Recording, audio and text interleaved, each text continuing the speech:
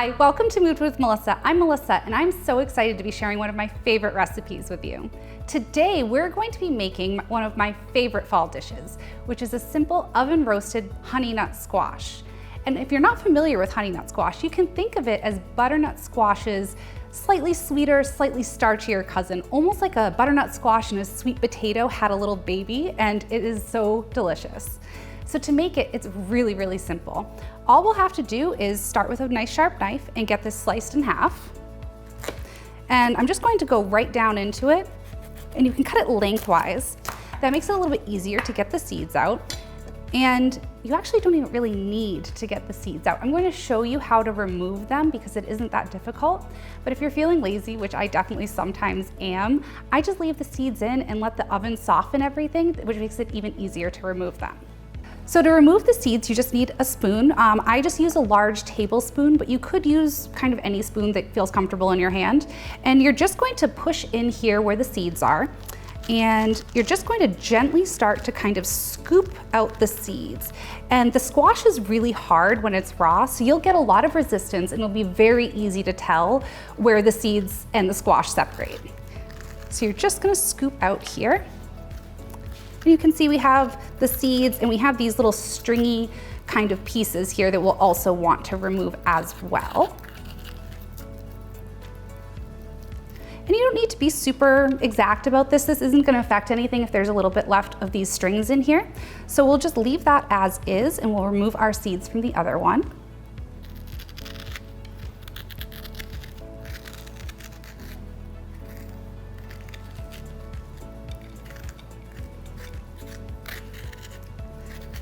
And if you want to be really thorough, you can kind of really get in there and scrape out all of these little fleshy parts.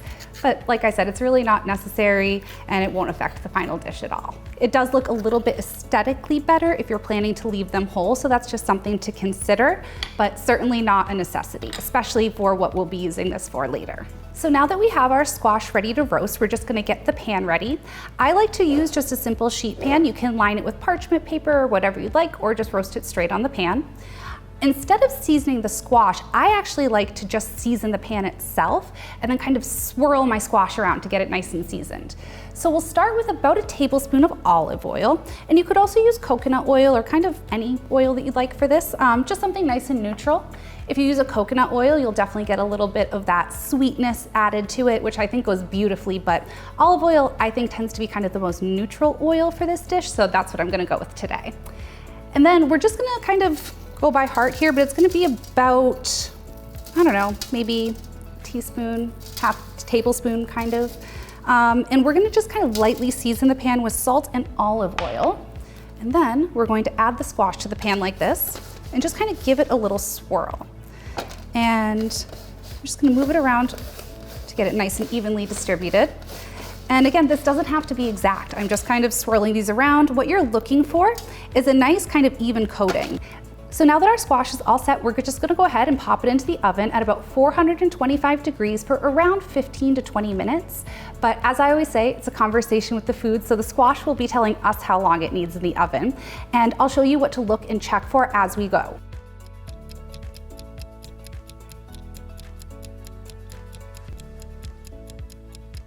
So our squash is out of the oven and it is looking perfect.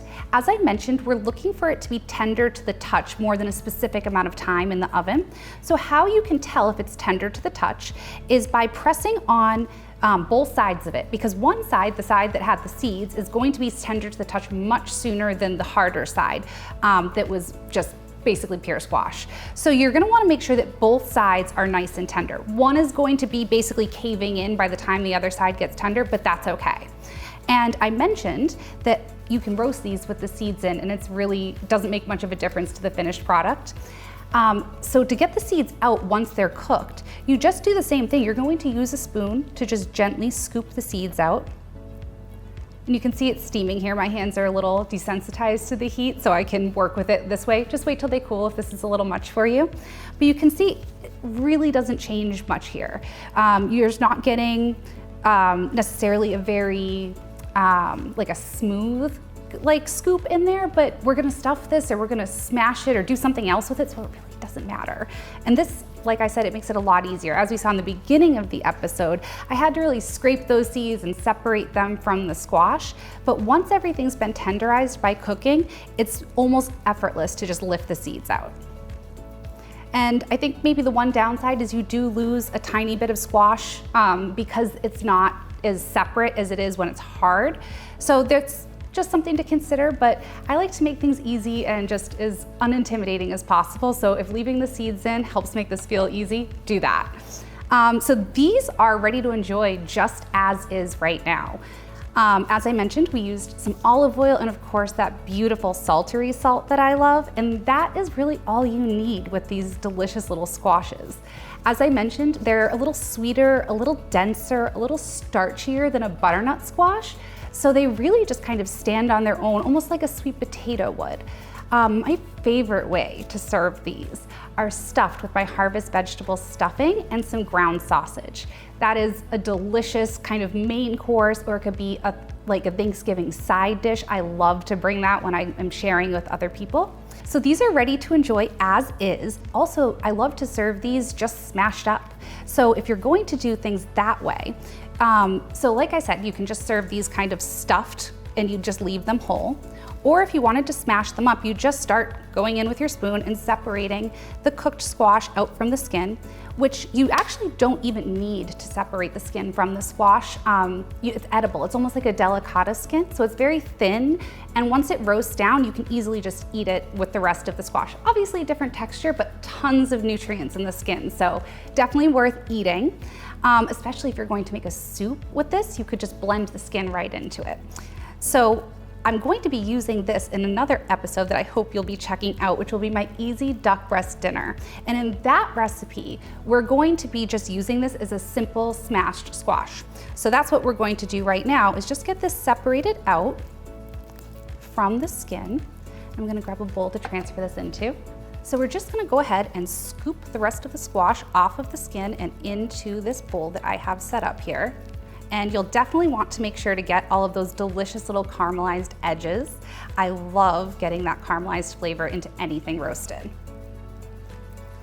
You can see the skin's, it's thin and it's delicate, but it still easily separates.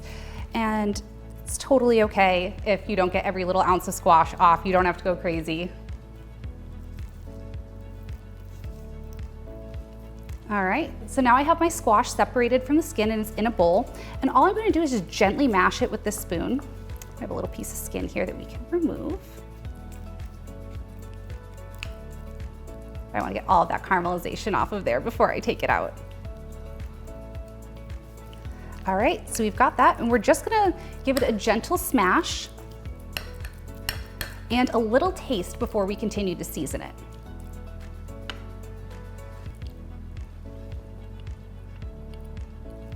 It tastes really good as it is. But I think what would make it perfect is just a touch more olive oil and a teeny pinch of salt to just kind of cream things up a little bit. Adding the fat to it is going to add just kind of a creamy element. It's not actually going to make it creamy, but just adding a little bit of olive oil is going to kind of smooth it out, make it a little less starch forward.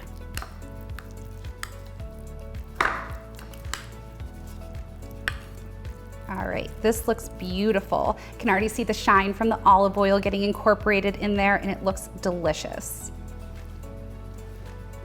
Perfect. So as you saw, we didn't really use a recipe to get it from our roasted squash into the smashed form. You can really just work with instinct. Just go a little at a time, add a little olive oil, a little salt, keep mixing until you get it where you want it to be. And that's the best part, in my opinion, of cooking for yourself, is that you can always get your food to taste exactly the way that you want it to. And as I always say, it's a conversation with the food. So you don't have to go in knowing exactly how much salt, how much oil. You can just start feeling your way through things and tasting your way through things. That's the best way to go about it. I also hope that you'll check out my easy duck breast dinner episode, where I'll be incorporating this recipe into a show-stopping duck breast dinner that will have you feeling very Julia Childs-esque next time you entertain at home. As always, you can find this recipe and more at moodfoodwithmelissa.com.